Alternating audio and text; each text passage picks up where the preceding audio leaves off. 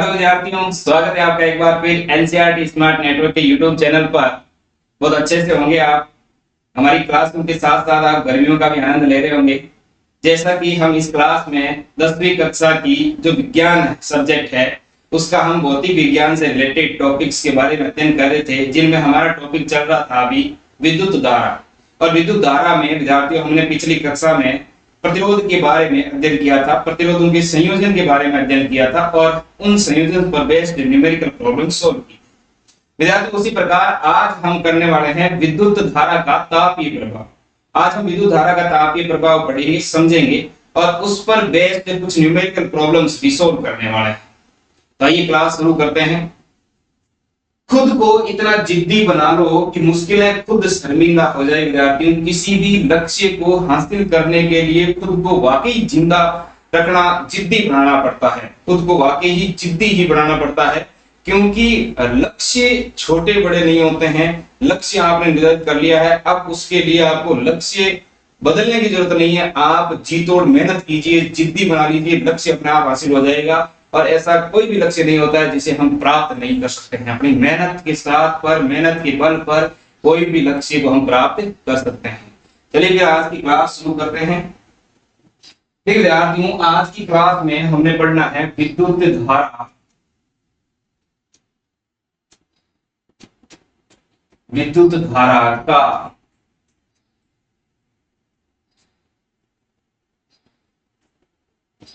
तापीय प्रभाव। विद्युत धारा का तापीय प्रभाव, heating effect of electric current. विद्युत धारा का तापीय प्रभाव आज हम पढ़ने वाले हैं। देखिए, विद्युत धारा जब प्रवाहित होती है किसी चालक से, तो वहां पर हमने ये पढ़ा था कि इलेक्ट्रॉनों की गति के विपरीत दिशा में विद्युत धारा बहती है। इलेक्ट्रॉन क्यों बहते हैं सर? तो इलेक्ट्रॉन बड़े विद्युत धारा की विपरीत दिशा में बहते हैं, या इलेक्ट्रॉन इसलिए बहते हैं क्योंकि जो चालक है उस चालक के सिरों पर विभवांतर उत्पन्न कर दिया जाता है। तो विभवांतर उत्पन्न किससे करते हैं? विभवांतर उत्पन्न हम बैटरी लगाकर करते हैं। जैसे ही हम किसी चालक के सिरों पर बैटरी लगाएंगे तो वो विभवांतर उत्पन्न कर देगा। उस चालक में, चालक वही होते हैं जिनके अंदर मुक्त आवेश या मुक्त इलेक्ट्रॉन मिलते हैं। तो उस चालक में जो भी मुक्त आवेश या मुक्त इलेक्ट्रॉन है वो विभवांतर उत्पन्न करने के कारण गतिशील अवस्था में, और गतिशील अवस्था में आने से वहां पर उस चालक में विद्युत धारा स्थापित हो जाएगी। देखिए कैसे। देखिए, मैं मान लेता हूं कि मेरे पास एक चालक है। ये मेरे पास एक क्या है बच्चों? चालक। और इस चालक के दोनों सिरों को मैंने जोड़ दिया इस तरीके से। ये मेरा प्लस वाला सिरा है, ये माइनस वाला सिरा है। और जैसे ही मैंने इसको प्लस से जोड़ा तो ये प्लस और ये माइनस, विभवांतर उत्पन्न हो गया। अब इस चालक में जो मुक्त इलेक्ट्रॉन थे विद्यार्थी, वो मुक्त इलेक्ट्रॉन क्या करते हैं? गतिशील अवस्था में आ जाते हैं ऋणावेश से धनावेश की तरफ, क्योंकि इलेक्ट्रॉन तो ऋणावेशित कण है और वो धनावेश टर्मिनल की ओर गतिशील हो जाएंगे। और ये गतिशील होंगे तो फिर इस प्लस से माइनस की ओर धारा स्थापित हो जाएगी करीब। यहां तक की बात ठीक थी। अब देखिए तापीय प्रभाव क्या है। तापीय प्रभाव का मतलब कि कभी हम किसी युक्ति उपकरण में जब धारा प्रवाहित करते हैं तो वो गर्म हो जाता है। जैसे कभी हमने तार को देखा होगा, किसी तार को, कोई मिश्र धातु का बना हुआ तार है और उसमें अगर हम धारा प्रवाहित करेंगे तो वो तार भी गर्म हो जाता है। आपने हीटर देखा होगा, धारा प्रवाहित करने से हीटर उष्मा उत्पन्न करता है। आपने देखा होगा विद्युत इस्त्री, जब धारा प्रवाहित करते हैं तो जो विद्युत इस्त्री है वो उष्मा उत्पन्न करती है। और आपने देखा होगा विद्युत बल्ब, जो हम अक्सर देखते आते हैं, धारा प्रवाहित करने के बाद ये विद्युत बल्ब जो होता है प्रकाश उत्पन्न करता है। तो ये चीजें कैसे पॉसिबल होती है धारा से? तो आइए हम उसके बारे में अध्ययन करते हैं। देखो विद्यार्थियों, जैसे ही हमने इसके अंदर विभवांतर उत्पन्न किया, इसमें जो इलेक्ट्रॉन है मुक्त अवस्था में, जो मुक्त अवस्था में आवेश है, ये आवेश क्या करते हैं बेटे? ये गतिशील अवस्था में आ जाते हैं। कौन सी अवस्था में आ जाते हैं? गतिशील अवस्था। और जब ये गतिशील हो जाते हैं, गतिशील अवस्था में आ जाते हैं, तो इनकी जो एनर्जी है वो गतिज ऊर्जा में कन्वर्ट हो जाती है। एनर्जी किस ऊर्जा में कन्वर्ट हो जाती है विद्यार्थियों? गतिज ऊर्जा।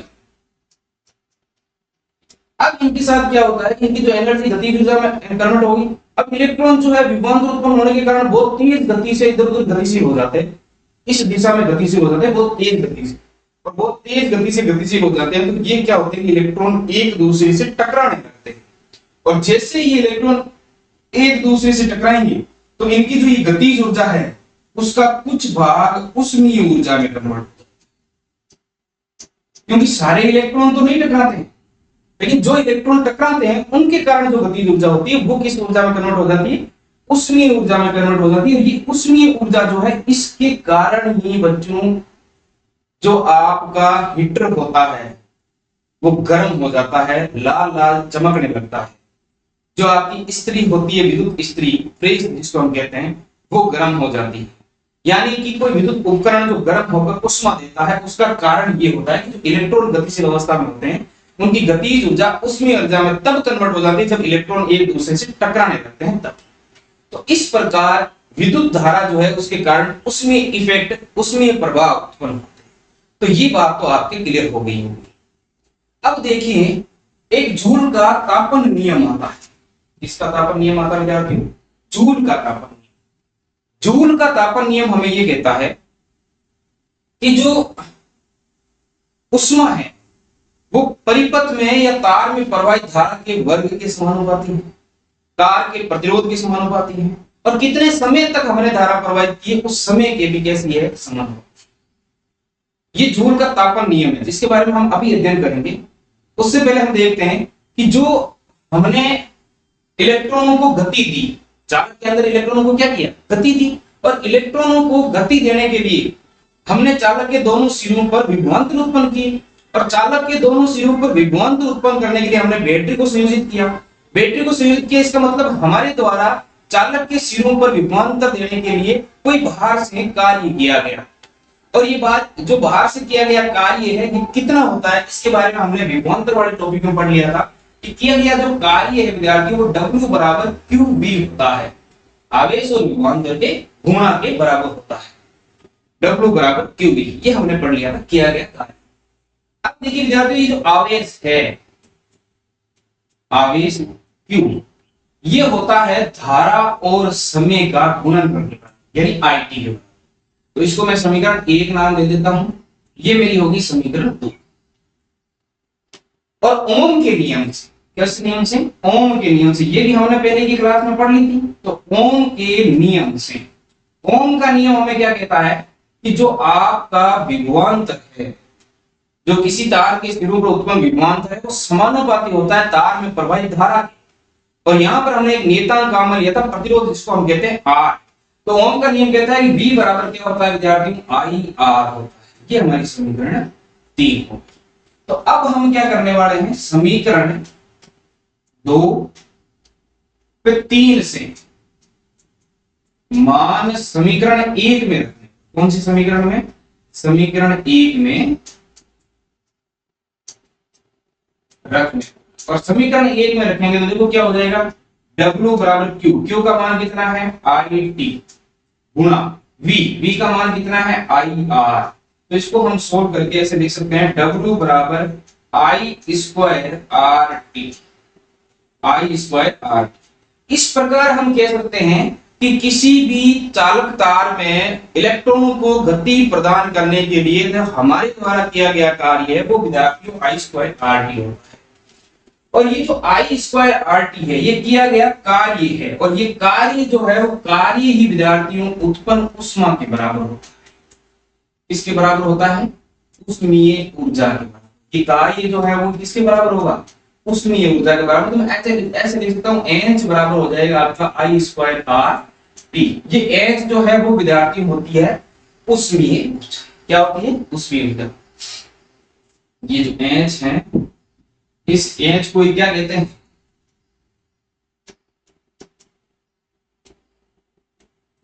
उष्मीय ऊर्जा। H को कहते हैं उष्मीय ऊर्जा। यहां तो कोई समस्या नहीं होनी चाहिए।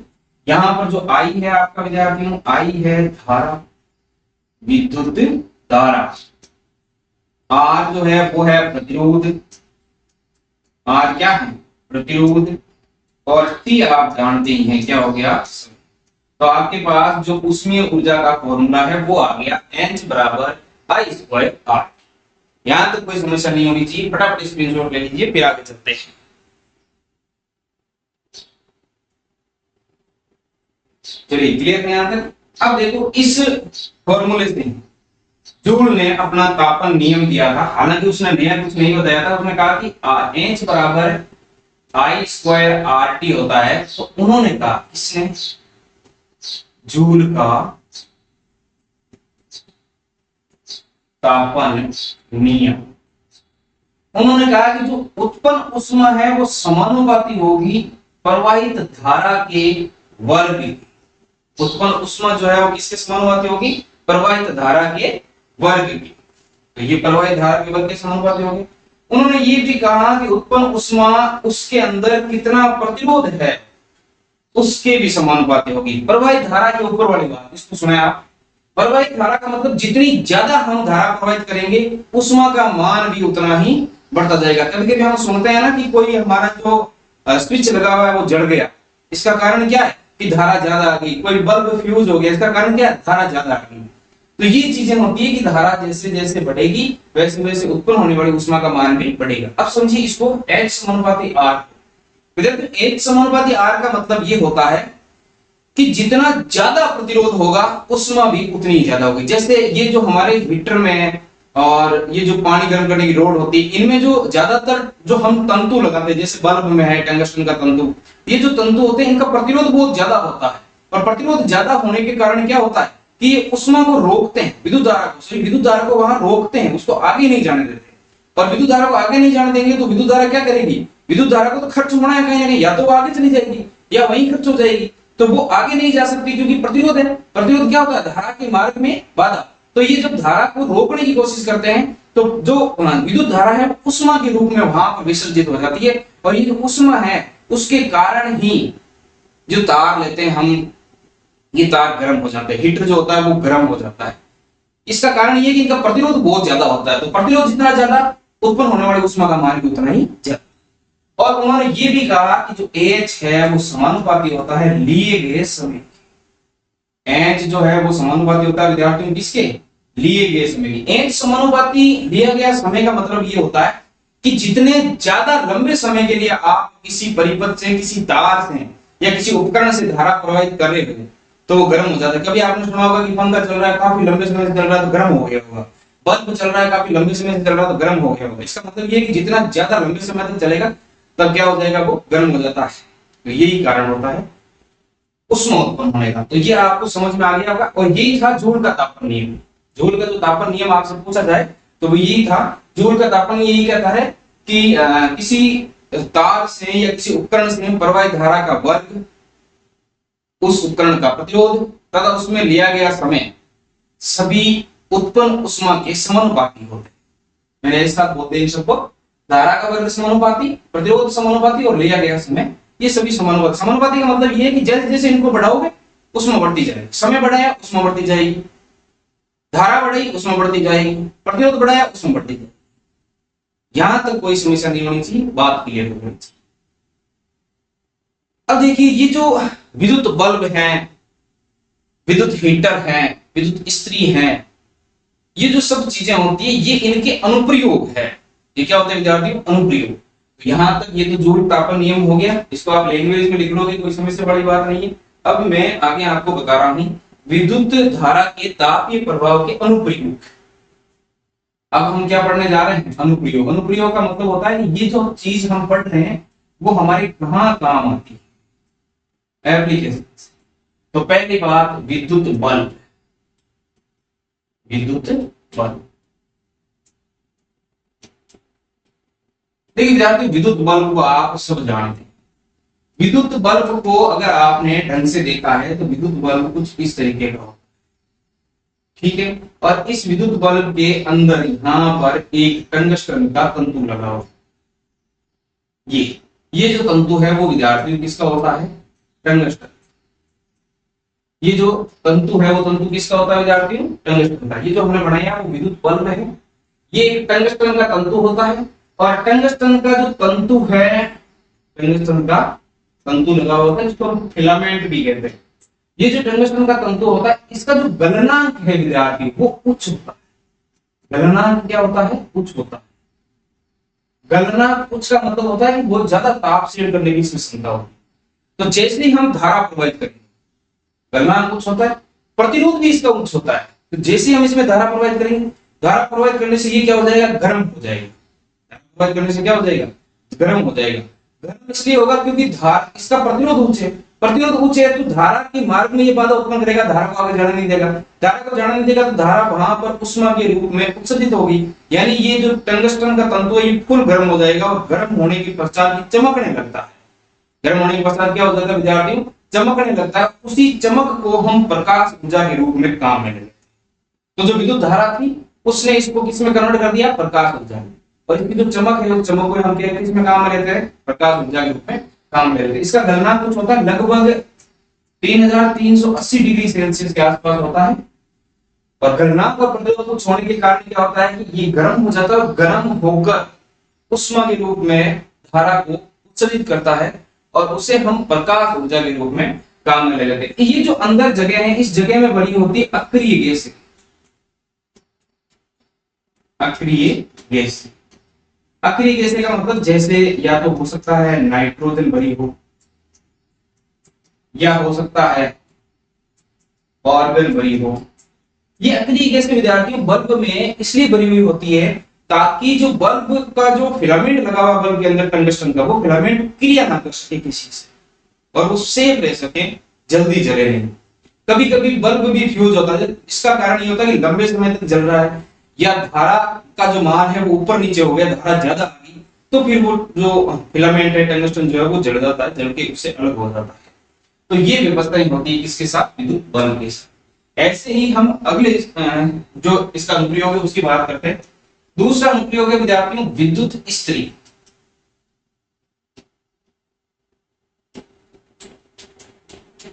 विद्युत इस्त्री आपने देखी होगी, कपड़ों की सिलवटें दूर करने के लिए हम काम में लेते हैं। विद्युत इस्त्री की व्यवस्था ऐसी होती है सैंडविच की तरह। अगर आपने सैंडविच कभी खाया है तो वहां देखा होगा कि दो ब्रेड होती है और ब्रेड के बीच में क्रीम लगा दी जाती है या फिर आलू का मसाला बढ़ा के लगा दिया जाता है। उस तरीके से इसमें दो प्लेटें होती हैं, उन प्लेटों के बीच में एक नाइक्रोम का तार लगा होता है। ज्यादातर नाइक्रोम का काम लेते हैं निकल और क्रोमियम के मिश्रण धातु का, क्योंकि ज्यादातर ये जो नाइक्रोम है ये मिश्र धातु है। मिश्र धातु के कारण ये प्रतिरोध उसका उच्च होता है और धारा के मार्ग में बाधा उत्पन्न करती है, जिसके कारण इसका जो उष्मा ऊर्जा करने का जो क्षमता है वो ज्यादा होती है। तो इनके बीच में नाइक्रोम का तार बिछाया होता है। दो प्लेटें होंगी, दो प्लेटों के बीच में नाइक्रोम का तार बिछाया होता है। अब जैसे हम इसको उष्मा देंगे, जैसे विद्युत धारा देंगे, विद्युत धारा देंगे, तो ये जो तार है ये तार क्या करेगा, गर्म होगा, गर्म होकर उष्मा उत्पन्न करेगा और उष्मा उत्पन्न करने के कारण जो नीचे की प्लेट होती है प्रेस की जो नीचे की प्लेट होती है विद्युत इस्त्री की, वो गर्म होने लगती है। और वो गर्म होने के पश्चात हम इसका उपयोग किस में लेते हैं, हम इसका उपयोग करते हैं कपड़ों की सिलवटें दूर करने के लिए। और इसमें भी जो ये तार लगा हुआ होता है विद्यार्थियों नाइक्रोम का ही होता है, जो गर्म हो जाता है, जिसको एलिमेंट भी कहते हैं। तो ये बीच के अंदर तार लगा हुआ होता है और उसमें उष्मा उत्पन्न होती है, जिसके कारण प्लेट गर्म हो जाती है और हम उससे विद्युत इस्त्री के रूप में काम में ले लेते हैं, कपड़ों की सिलवटें दूर करने के काम में लेते हैं। वैसे विद्यार्थियों अगला आपके होता है तीसरा विद्युत हीटर। विद्युत हीटर आपने देखे होंगे अलग अलग प्रकार के। विद्युत हीटर एक तो होता है जिस पर हम किसी प्रकार की कोई चीज बनाने के लिए काम में लेते हैं, जहां पर जैसे हम रसोई में रखकर उस पर चाय बना सकते हैं, रोटियां वगैरह बना सकते हैं, इसमें भी काम होता है। एक हीटर जो होता है वो रूम हीटर के रूप में भी काम करता है। आपने रूम में देखा होगा सर्दियों के दिनों में लोग रूम हीटर का काम करते हैं। तो ये जो हीटर होता है विद्यार्थियों, हीटर क्या करता है कि ये भी नाइक्रोम का ही तार होता है, ज्यादातर काम में लेते हैं। और जैसे ही धारा प्रवाहित करेंगे तो तार गर्म हो जाएगा और गर्म होकर उष्मा उत्पन्न करेगा, बाहर से उष्मी ऊर्जा उसकी उत्पन्न होती रहेगी, जो धारा आ रही है वो उष्मा के रूप में खर्च होती रहेगी, विसर्जित होती रहेगी। तो ये जो विद्युत हीटर है वो भी विद्युत धारा के ताप के प्रभाव पर ही आधारित होता है। तो ये चीजें मेरे ख्याल से आपको समझ में आ जानी चाहिए, समझ में आ गई। ये इसके कुछ अनुप्रयोग थे। इसके अलावा एक ज्यादातर जो काफी लंबी जगह पर काम आता है वो होता है विद्युत फ्यूज। देखो ये बहुत ज्यादा काम आता है और लोकल भाषा में आपने कई बार सुना होगा कि फ्यूज उड़ गई, फ्यूज उड़ गई, ऐसा सुना आपने? फ्यूज कैसे उड़ गई, क्यों उड़ गई? फ्यूज इसलिए उड़ते हैं विद्यार्थियों कि ये जो विद्युत फ्यूज है ये एक छोटा सा तार होता है और ये जो तार लगाया हुआ होता है, इस तार का गलनांक जो है वो निम्न होता है विद्यार्थियों, अपेक्षाकृत निम्न होता है। तो होता क्या है कि जब धारा जो है वो धारा का मान उच्च आ जाता है, बहुत ज्यादा आ जाता है, तो ये जो फ्यूज तार है, ये तार जो होता है वो उष्मा के कारण पिघल जाता है और पिघल कर वहां से जल जाता है। फिर जब ये जल जाएगा, इसका कनेक्शन हट जाएगा, तो सप्लाई जो होगी पूरी की पूरी घर में हो या कहीं पर भी किसी भी उपकरण में जा रही है, तो उसको सप्लाई बंद हो जाएगी। इसका मतलब है कि अगर धारा ज्यादा आ गई तो फ्यूज पिघल कर खत्म हो जाएगा, जल जाएगा, जल जाएगा, तो धारा की सप्लाई नहीं होगी। इससे क्या होता है कि इससे हमारे जो विद्युत उपकरण हैं वो सब सेफ रहते हैं, उनमें कोई समस्या उत्पन्न नहीं होती है। वो कुछ इस तरीके का लगाव होता है। यहाँ एक तार होता है, इसको विद्युत फ्यूज कहते हैं, इसमें से धारा प्रवाहित करते हैं।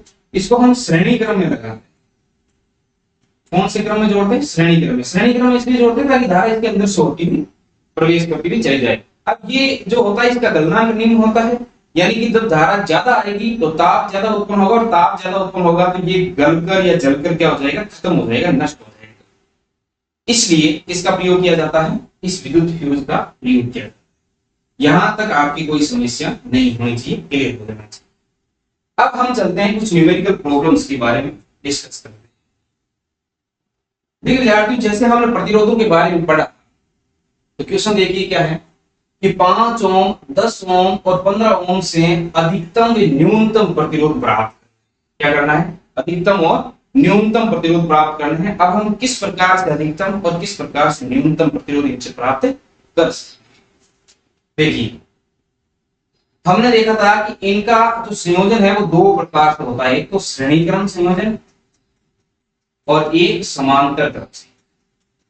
श्रेणी क्रम संयोजन में हमने पढ़ा था, जैसे ये हमारे है 5 ओम का, ये हमारे है 10 ओम का, और ये हमारे है 15 ओम।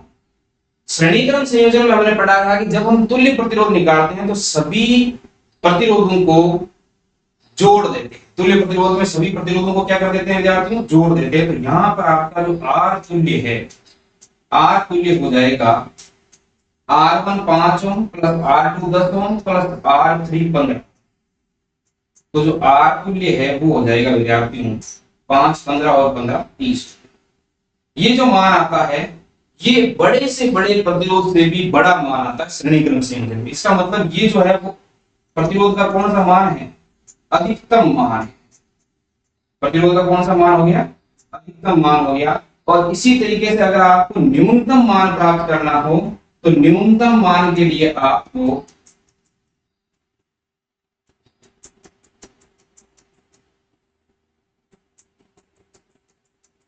इनको समांतर क्रम में संयोजित करना।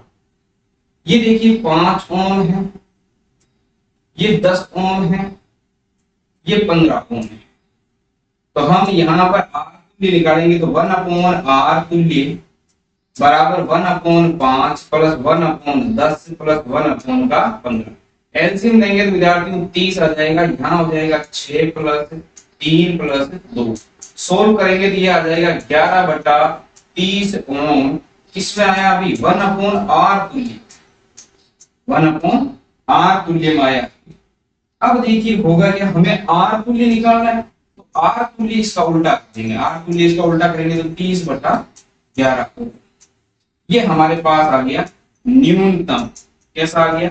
न्यूनतम। तो यहां तक तो कोई समस्या नहीं होनी चाहिए, ये तो हमने सोल्व किए थे। आप फटाफट स्क्रीनशॉट लीजिए, फिर हम आगे की ओर चलते हैं। क्लियर है बात यहां तक? अगला क्वेश्चन देखिए, क्वेश्चन है 50 वोल्ट के विभवांतर से 1 घंटे में 96,000 कूलम आवेश स्थानांतरण करने के लिए उत्पन्न ऊष्मा की गणना की है।